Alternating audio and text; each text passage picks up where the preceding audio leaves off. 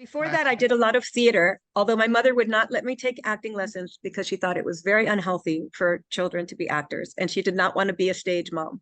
So I was very upset and disappointed that I was not allowed to take acting lessons, but I was allowed to take ballet lessons because all young ladies should take ballet lessons to be graceful.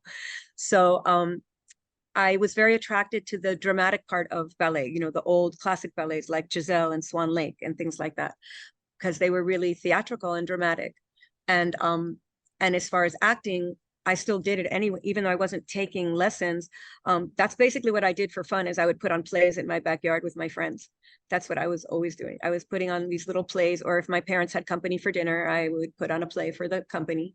And that's just what I did. And then when I first saw my first Giselle in Swan Lake, I think also The Dying Swan, it just hit me like, this is kind of like the most, I thought of it at the time as the highest form of acting because you didn't use words, and it was the most direct way to communicate and connect with people directly, just through your energy and your body language, so that anybody could understand. And even though I love words and language still, I love words and I love language and I love poetry, still there's something so direct about dance, that it goes beyond words, and it's just universal, right? Every moment of it is completely universal. So when I saw these great ballerinas, it was really the great ballerinas I saw when they came to Miami, that made me fall in love with dance. Up until then, it was kind of like a chore that I went to dance class because my mother wanted me to. But then once I saw what it could be, then it was a whole new world for me.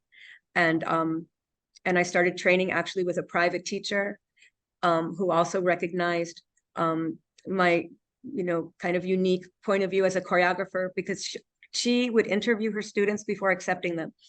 And my mother wouldn't even take me to the interview because, again, she didn't want to be a stage mother, so she didn't want to be pushing a performing arts career. But my friend's mother took me to this interview, and this ballet teacher said, kind of similar to what you asked me, what's the first memory you have of dancing, or what does dance mean to you, or when do you dance, and what do you do that has to do with dance? And I said, oh, well, I just put on music and dance around my house all the time, and I also, like, when it's raining, I put on a cloak and I run down the street in the rain with my hair trailing behind me. And she said, well, may I see something that you do? If I put on music, will you show me something that you do? So I did. And she said, you are like Isadora Duncan. Well, of course, I had never heard of Isadora Duncan. I had no idea who that was. So I got, I immediately read books about her, and I said, yeah, this is what I do. This is what I do, So that was kind of a revelation. And so she, helped me learn technique so that I could do it better.